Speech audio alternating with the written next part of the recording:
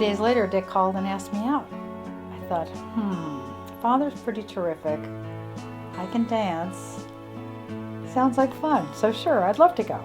She was really a very popular girl. And what am I? I'm a dweeb, you know. I'm making $212.50 a month. She's still in college and all that, but this was it. This was just simply it. Now, it took a year almost to get your mother to say yes. You know that story. It was in June. I said, ask me again. And he said, ask you what? And I thought, oh my gosh, Dick, you've been asking me to marry you every single time we've been together for 6 months or for 3 months, and now you're asking me what? So he said, will you marry me? And I said, yes. And he just peeled out of the driveway. The gravel was flying out under the car tires. It was pretty darn funny. Well, you know, everybody thought we married too young. And they may have been right. You know, the jury's still out. You know, it's not 50-50, it's 75-75. Give so much more than half.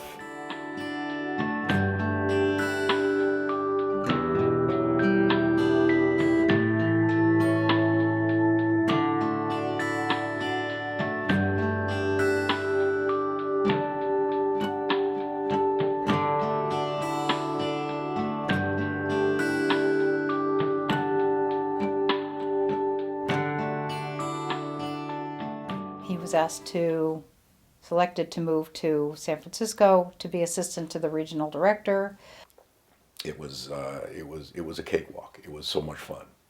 At the end of the first 2 weeks or something like that, I said, okay, we're going to change all this. You're going to change all this. I'm going to give you a month. And after that, you may not quit for 2 years. And you're going to be successful beyond your wildest dreams. And you're going to love it, and you're going to hate me, but you got 1 month to figure out whether you want to go with this or not. Within 2 years, we had the hottest thing going. It was just absolutely staggering. And I was having so much fun.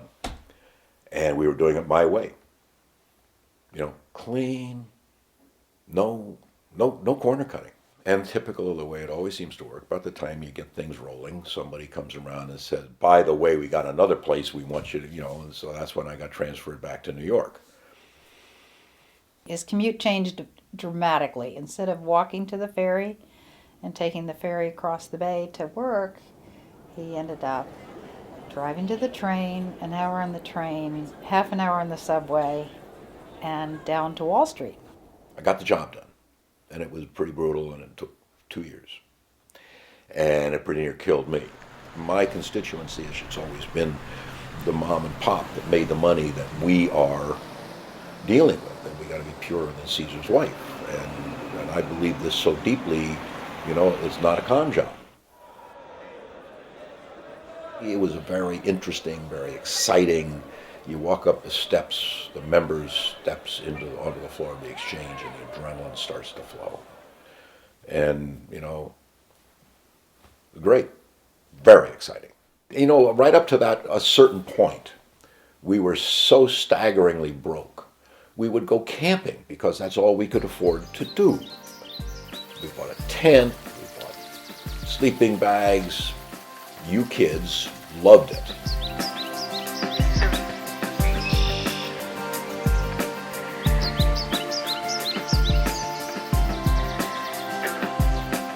I do remember one time when we were going on a family vacation. It probably was in the 80s, I would think, from Darien, on a family ski vacation. Whitney did not want to go, and she was screaming at the top of her lungs, "You cannot make me have fun! You cannot force me to have fun!" To your mother's absolutely everlasting credit, boy, is she a good sport. Canoe trips, backpacking trips, campgrounds, you know, you name it. Your mother is probably one of the best sports in the world because how good a sport you are is relative to where you start. She started, you know, the debutante ball and all that sort of stuff, and Susan was an ornament in New York society, and this was what your mother was destined to be until she met me, and her life's been downhill ever since. Younger years for us, for me at least, were the happy years because we did so much stuff. I mean, we could sail, we could camp, we could cook, we could shoot, it doesn't matter, you know? I mean, it's like we were the outdoor team. If it was a Raid de Galou or a Galos's team comes in first, you know? Yeah, there is like another like Dad Whitney thing that we used to do specifically. I was the one that wanted to play in the dirt. So when he had like flats of Pachysandra, okay, time to plant Pachysandra tomorrow. Be here at 1 o'clock. We'll plant again. Okay, so flats and flats of Pachysandra. Yep. But then when we became of age, it was a great place to hide beer under the Pachysandra. True. Father was technologically advanced for his years. Back in the 70s and 80s, we had cars that had navigational systems in them. They could not pass a soft serve ice cream spot without, oh, the car is out of control. I have no control over the car. Oh my gosh. And we would end up in the Baskin Robbins parking lot, the Carvel parking lot, the Dairy Queen parking lot. You know, when you're under sail or you're on a boat, there are a few times a year when you are so immersed in it, you can't separate yourself from the process, Zen and the art of, whatever. This is the entire universe right here. Your mind is so wiped clean, you're so into this. That's worth a lot. When you're on a boat, you're there. It's enough just to be there. It's independence as much as it is anything else. It's horizons. A boat is dreams. I can go anywhere I want in this thing.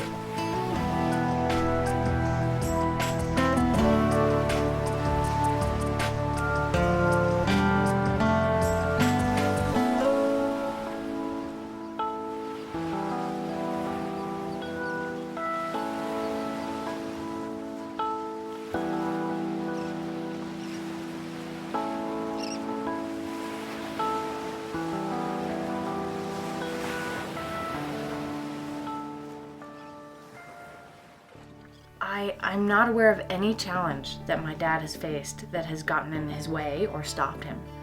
If there's a wall or an obstacle that he's faced, he either goes through it like a Marine, over it, or around it.